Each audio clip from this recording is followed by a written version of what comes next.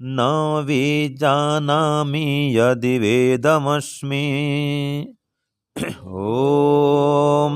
न विजानामि यदि वेदमस्मि निन्यः सन्नद्धो मनसा चरामि। निन्यः सन्नद्धो मनसा चरामि।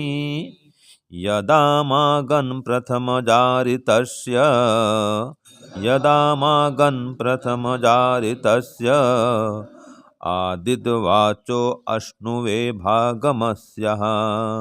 आदिवाचो अश्नुवे भागमस्या।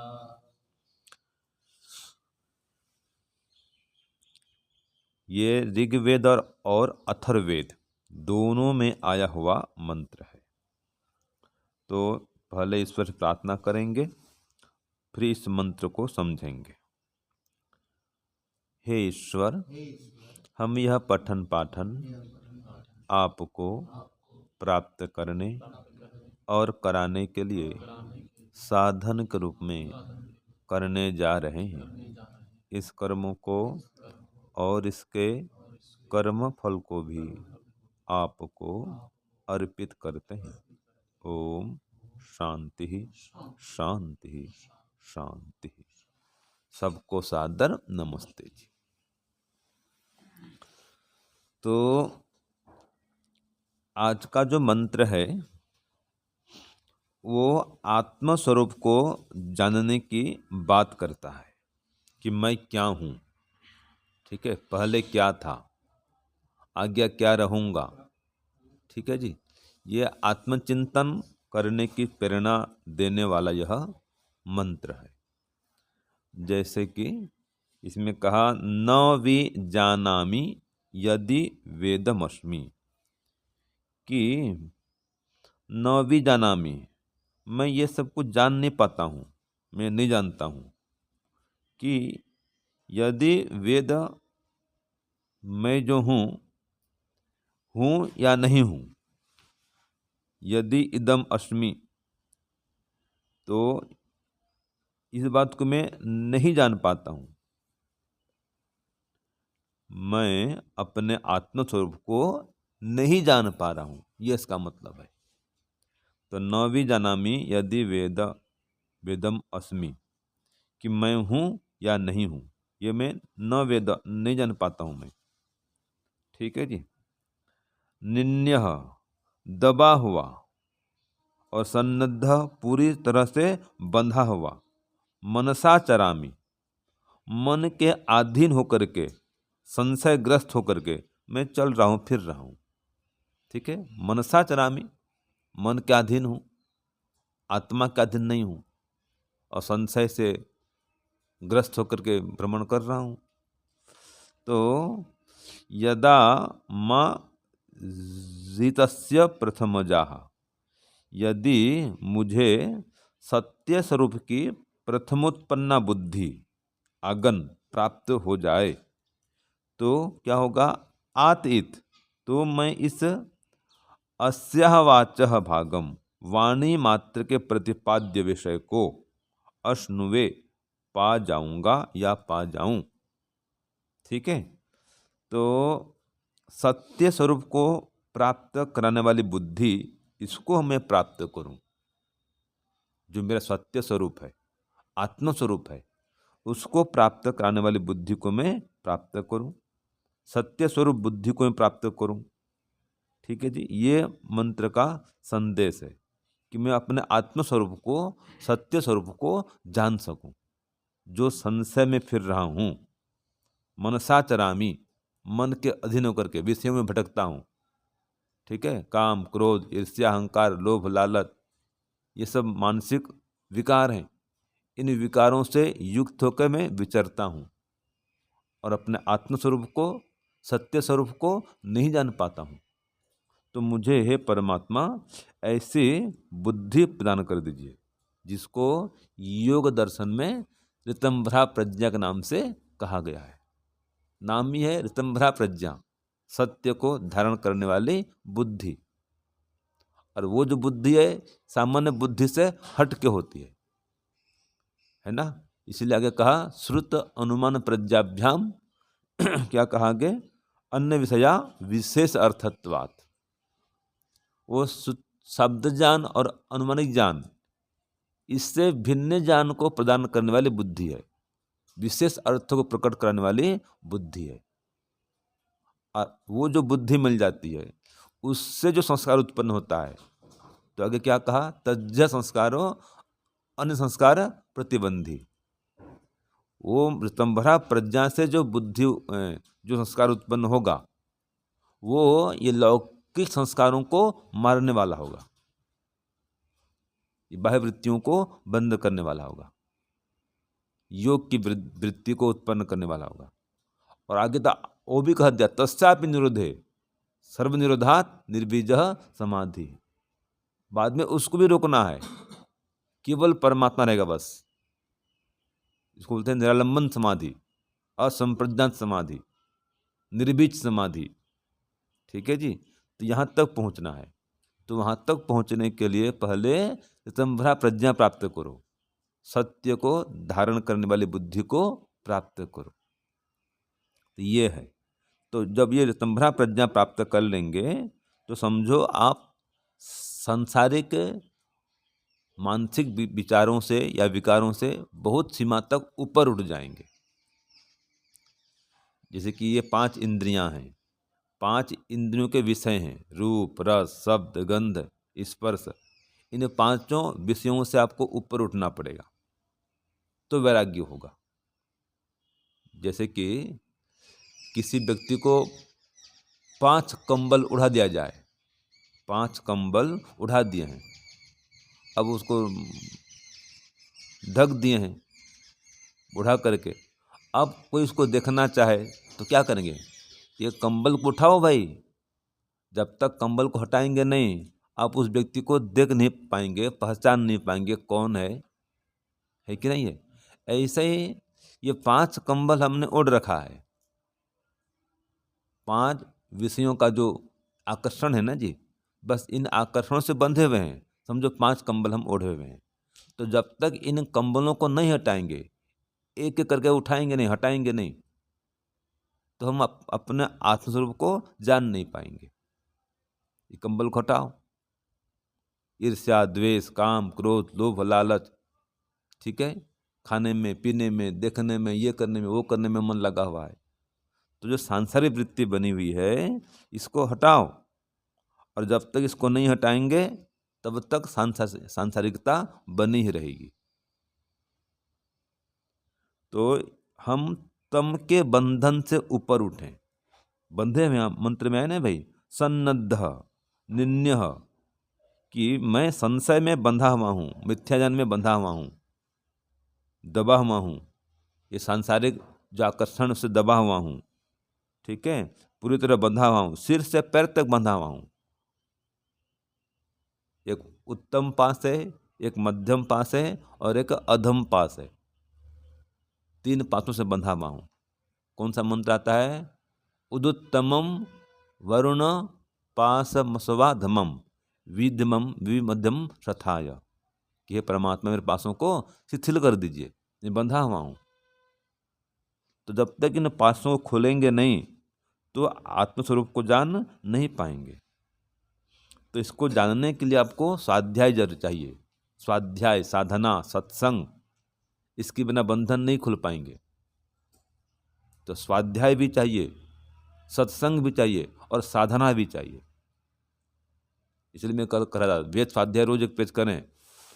देखो ऐसा कहा है, वेदा में परमम चक्षु, क्या कहा है, वेदा में, बोलिए, परमम चक्षु, और वेदा में परमम बलम, बोलिए, पहला बोलिए, वेदा में परमम चक्षु, वेदा में परमम बलम, वेदा में परमम ब्रह्म, और वेदा में परमम धाम, और वेदा में च ब्रह्म उत्तमम।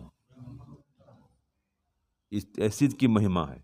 वो परम चक्षु है, परम बल है, परम धाम है वेद।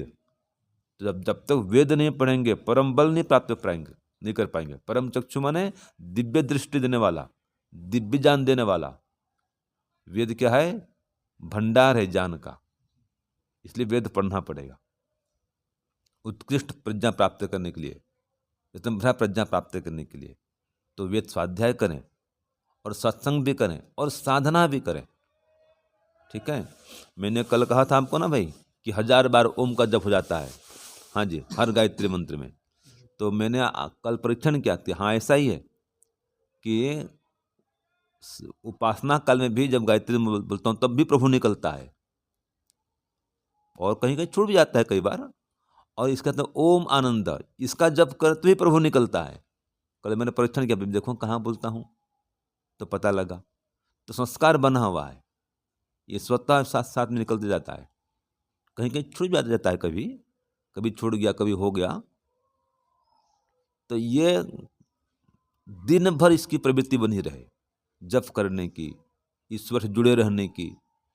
तो इसके माध्यम से आपकी जो ये सांसारिक वृत्तियां हैं ये हटेंगी। जब व्यक्ति अच्छे काम करेगा तो बुरे काम से स्वतः हट जाएगा। जब आध्यात्मिक काम करेगा तो लौकिक काम से स्वतः हट जाएगा। जब आंतरिक कार्य करेगा तो बाह्य कार्य से स्वतः हट जाएगा। हमारे आचार्य जी थे ज्ञानेश्वर जी, वो बोलते थे जिसको आंतरिक कार्य करने आ गया वो किसी बिना बाह्य साधन के, किसी बाह्य सहयोग के, बाह्य व्यक्तियों के, अकेला ही दिन भर एक कमरे में रह जाएगा। वो इनका भाव बता रहा हूँ। वो तो बोलते 6-6 मास रह जाएगा, इस प्रकार बोलते थे। कई मासों तक व्यक्ति रह जाता है और रह भी रहे हैं। अब जैसे एक आचार्य नरेश जी हैं लाकुड़ा धाम में, कई मास से वो मौन कर रहे हैं अकेला, न कोई मोबाइल रखते हैं, न कोई साधन है, कुछ भी नहीं है। मौन, दिन भर मौन, 24 घंटा मौन कर रहे हैं वो। तो मौन करना और ईश्वर का जप करना, ध्यान करना, कुछ स्वाध्याय करना, ये क्या है? आंतरिक कार्य है। जो इसका संस्कार बना लिया उसको बाह्य कार्य की अपेक्षा नहीं रहती है। और ये भी याद रखना, अगर मौन करते करते आप सिद्ध हो गए तो लोगों तक आपको जाना नहीं पड़ता है, आप तक लोग चल के आते हैं। छत्तीसगढ़ में एक रायगढ़ जिला है, ठीक है, तो वहाँ पर एक साधु बैठे हैं, बहुत वर्ष हो गए, ठीक है, वो मेरा ही जन्म स्थान का जिला है। तो जब मैं घर द्वार छोड़ा था तो उसी के आसपास वो भी घर छोड़ के आ गए थे, उसी के आसपास में, ठीक है। लेकिन तब से वो क्या करती है, मौन होकर बैठ गए, जीव काट दिया उन्होंने, जीव काट करके वो शिवलिंग में अर्पित कर दिए और बैठ गए। बचपन से आ गए थे, 12-15 वर्ष की अवस्था से, इस 15 वर्ष की अवस्था लगभग होगी इसी आसपास में। और फिर लिखना पढ़ना तो उनको छूट गया उनका, तो तब से मौन होकर बैठे, अभी भी मौन होकर बैठे हैं। और सिद्धि ऐसी प्राप्त कर ली, सिद्धि है वो, क्या सिद्धि है कि खुला आसमान में, छत नहीं है कोई, सर्दी हो, गर्मी हो, बरसात हो, और कुछ पहनते नहीं कपड़ा, देखो ठंडी कितनी हो, कुछ नहीं पहनते। आप सर्च करना, बाबा सत्यनारायण यूट्यूब में निकलता है उनका, देखना फोटो उनका, बैठे हैं बस आंख बंद करके बैठे हैं। और बड़ी बात यह 24 घंटा बैठे रहते हैं, ये भी बात है, सोते नहीं है वो, बैठे बैठे सोएंगे और फल मूल कुछ खाना खा लेंगे बस। तो ये एक सिद्धि है। तो अब मुख्यमंत्री तक उनके पास जाते हैं देखने के, बताओ, मुख्यमंत्री उनके पास मिलने जा रहे हैं, तो बैठे बैठे वहां पर उन्होंने सिद्धि प्राप्त की नहीं भाई, वर्षों से बैठे हैं। ये आंतरिक कार्य, और जप करते हैं ऐसा नहीं है, जप करते हैं, ओम नमः शिवाय करते होंगे और भी कुछ करते होंगे। तो ओम नमः शिवाय तो क्या है, वेद का अंश है ना, वेद मंत्र का। हाँ, वो जप के आधार तो बिना जब बैठ नहीं पाएंगे ना भाई, बिना जप का आदमी कैसे बैठेगा? वो तो शिक्षा इतनी मिली उनको ना भाई। जप करते हैं, प्रेरणा करते हैं, लिख के दे देते हैं, आजकल लिख के दे देते हैं कुछ इस प्रकार से। बिना जप के आदमी नहीं बैठ सकता, याद रखना, ठीक है जी। बिना जब कैसे रहेगा, वो रह ही नहीं पाएगा। वो कोई ना कोई उसको आंतरिक कार्य चाहिए, तो चिंतन तो करेगा भी वो। तो अगर जप नहीं करेंगे, ध्यान नहीं करेंगे, तो नहीं लंबे काल तक मौन के नहीं बैठ पाएंगे। अब वो तो कुछ पढ़ते भी नहीं है, वो पढ़ते भी नहीं है, फिर क्या करेंगे बताओ। जब आदमी पढ़ेगा भी नहीं, लिखेगा भी नहीं, तो क्या करेगा? ये फालतू विचार सोचेगा, तो फिर तो टेंशन में उल्टा आ जाएगा, फंस जाएगा वो। और संसार संबंधी कोई विचार बार बार उठाओ, आप थक जाओगे। ठीक है, और ईश्वर का जप करो, आप थकोगे नहीं। मन में ये सामर्थ्य है, परमात्मा दे रखा है। जितना आप जप करो, आपका आनंद बढ़ेगा, तनाव नहीं होता उसे। और एक ही विषय को संसार सोचते रहो, तो कोई भी संसारी विषय है, जैसे काम क्रोध विषय भोग की भावना रहते रहो बार बार, तो क्या होगा जी? हानि हो जाएगी। ठीक है ना? कोई विषय आप सोचते रहो, संसारी योजना बनाते रहो, थक जाओगे, नुकसान कर देगा वो। लेकिन ईश्वर चिंतन करते रहो, नुकसान नहीं करेगा, आपका प्रेम बढ़ेगा ईश्वर से। ठीक है जी। तो ये है साधना, आत्म साधना, कि मैं कौन हूं जानो। ठीक है ना? मैं अवैधिक बात का समर्थन नहीं कर रहा हूं, लेकिन सामान्य दे रहा हूं, दृष्टांत दे रहा हूं, उदाहरण दे रहा हूं मैं, कि व्यक्ति आंतरिक कार्य के द्वारा मौन होकर के साधना करते हुए बहुत कुछ उपलब्धि प्राप्त कर सकता है, एकदम भरा प्रज्ञा प्राप्त कर सकता है। ओंकार ध्यान से, ओम के जप से, गायत्री के जप से। इसको स्वाध्याय कहा है, योग दर्शन में स्वाध्याय कहा है। ओम का जप करने को और गायत्री जप करने को स्वाध्याय कहा गया है। तो स्वाध्याय करने से क्या होता है जी? ज्ञान बढ़ता है ना। तो देखो, हैं? हाँ, ये भी कहा है। तो स्वाध्यायात इष्ट देवता संप्रयोग, मैं कौन हूँ, कहाँ से आया हूँ, ये सब आपको जानने की इच्छा होती है। तो ये आज के मंत्र में आया है कि तुम ब्रह्म प्रज्ञा प्राप्त करो। तो स्वाध्याय से, साधना से और सत्संग से ब्रह्म प्रज्ञा की प्राप्ति होती है। तो इसलिए जब तक आप वेद का स्वाध्याय नहीं करेंगे, ठीक है जी, साधना नहीं करेंगे, जप नहीं करेंगे, ध्यान नहीं करेंगे, ब्रह्म प्रज्ञा प्राप्त नहीं कर पाएंगे। तो ये जो 5 विषय हैं जिनका आकर्षण व्यक्ति बंधा हुआ है, इनको हटाओ। यमाचार्य जी ने नचिकेता को कितना प्रलोभन दिया, वो किसी प्रलोभन से डिगे नहीं, अपने सिद्धांत से आरूढ़ रहे अपने योग में, कि मैं जानूंगा मरने के बाद क्या होता है। माने योग विद्या में, ब्रह्म विद्या में वो टिके रहे कि मुझे ये जानना है, इसी विषय को समझना है, मुझे ब्रह्म विद्या दो, आत्म ज्ञान दो, आत्म विद्या दो, आत्मा का क्या होता है बताओ। तुमने कहा और कुछ कुछ मांग लो, और कुछ वर ले लो, बोलो नहीं, यही चाहिए मुझे। तो जब तक आप ये सांसारिक प्रलोभनों से हटेंगे नहीं, तब तक आप आत्मज्ञान को, परमात्मा ज्ञान को नहीं प्राप्त कर पाएंगे। तो आत्मा परमात्मा के ज्ञान को पाने के लिए ये जरूरी है कि हम संसार के विषय भोग की भावना से ऊपर उठें। जब तक संसार के विषयों में रुचि बनी हुई है, प्रेम बना हुआ है, आकर्षण बना हुआ है, आप अभी समाधि से कोसों दूर हैं। याद रखिएगा, ईश्वर से दूर हैं, ईश्वर नहीं मिलने वाला है, क्योंकि मन तो संसार में लगा हुआ है। जैसे कि ये छोटे छोटे बच्चे खेलते रहते हैं, तो बड़े लोग क्या करते हैं, देखते हैं ना, हाँ ये खेल रहा है, खेलने दो।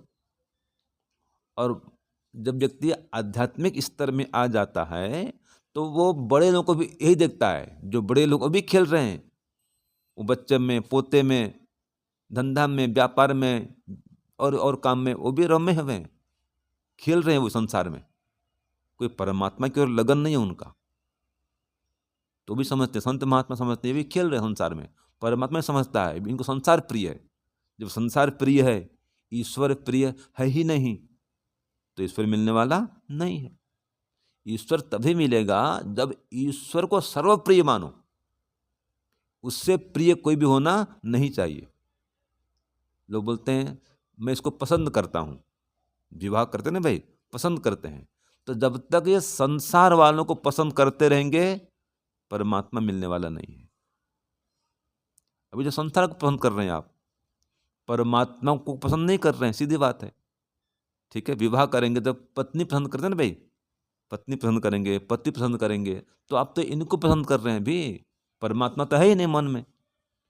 तो जब तक परमात्मा को पसंद नहीं करेंगे, मुझे परमात्मा ही चाहिए, मैं उनको ही पसंद करता हूँ, उनका वर्ण करना है मुझे, वो मेरे पति हैं, जब परमात्मा को पति रूप में वर्ण नहीं करेंगे वो मिलने वाला नहीं है।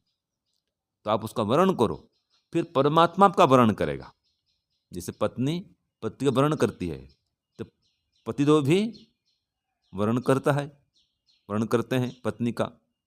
एक वरमाला पहनना है तो एक जयमाला पहनना है, देखा आपने, दोनों एक दूसरे को माला पहनाते हैं, दोनों वर्ण करते हैं एक दूसरे का। ऐसे हम परमात्मा का वर्ण करेंगे तो परमात्मा भी हम जीवात्मा का वर्ण करेगा, और जब वो वर्ण करेगा तो अपना स्वरूप दिखलाएगा। याद रखिए, जब तक वो वर्ण नहीं करेगा अपना स्वरूप नहीं दिखलाएगा। ये संसार का नियम है। जब पति वर्ण कर लेता है पत्नी का और पत्नी वर्ण कर लेती है तो अपना स्वरूप खोल देती है पति सामने, फिर संकोच कोई नहीं करती कि मेरा शरीर भी आपके लिए है, सब कुछ मेरा आपके लिए है। वो अधर्म भी नहीं, पाप भी नहीं है, क्योंकि दोनों ने वर्ण कर लिया है। अब वर्ण नहीं किए रहेंगे तो वो तो दूर रहेगी भाई, पत्नी तो बनी नहीं है। जब पत्नी नहीं बनी तो मर्यादा है कि जाओ अलग अलग रहो, मर्यादा में रहो। और पति पत्नी वर्ण हो गया तो संतान उत्पन्न करो, वेद कहता है छूट है, ये धर्म के अनुकूल है, धार्मिक छूट है इसमें, तो वर्ण करना पड़ता है। ऐसे हम परमात्मा का वर्ण नहीं करते हैं तो परमात्मा हमारा वर्ण नहीं करता है। जब जब वर्ण नहीं करेगा अपना स्वरूप नहीं दिखाएगा, तो उसको वर्ण करो। तो मंत्र कहता है इस प्रकार आप ये संसार से जो बंधे हुए हैं, निन्य दबे हुए हैं विषय भोग की भावना से, और ये मानसिक विकारों से बंधे हुए हैं, दबे हुए हैं, मनसाचरामी, मन के अनुकूल खल चल रहे हैं, मन के अनुसार चल रहे हैं, मन को तृप्त करने में लगे हुए हैं, तो जब तक ये काम छोड़ेंगे नहीं वो परमात्मा मिलने वाला नहीं है। ठीक है जी, इसके लिए स्वाध्याय, साधना, सत्संग, इन तीनों को अपनाना जरूरी है, जिसको हम कहते हैं शुद्ध ज्ञान, शुद्ध कर्म, शुद्ध उपासना। इसके द्वारा ही उस परमात्मा को जान सकते हैं और अपने आत्मस्वरूप को भी जान सकते हैं। तो इसलिए स्वाध्याय अपनाएं, जब ध्यान बढ़ाएं, साधना करें और परमपिता परमात्मा को प्राप्त करें। तो मैंने कल कहा था स्वाध्याय का संकल्प करने का, तो संकल्प करें, रोज एक वेद मंत्र हम पढ़ेंगे। याद रखिएगा, वेदस चक्षु सनातनम, ये मनु महाराज कहते हैं, वेदस चक्षु सनातनम, ये सनातन चक्षु है। और इसलिए स्वामी कौन कहते हैं, स्वामी दयानंद भी कहते हैं कि वेद का पढ़ना और पढ़ाना सब आर्यों का परम धर्म है, परम धर्म का है। तो अगर वेद नहीं पढ़ रहे हैं तो फिर क्या आर्य हैं, क्या परम धर्म को आप मान रहे हैं। इसलिए स्वाध्याय करें। ठीक है जी, साधना, स्वाध्याय, सत्संग करें और अज्ञानता को दूर करें, आत्मस्वरूप को जानें और परमात्मा के स्वरूप को जानकर जीवन को सफल बनाएं। ओम शांति, ओम शम। सबको सादर नमस्ते जी।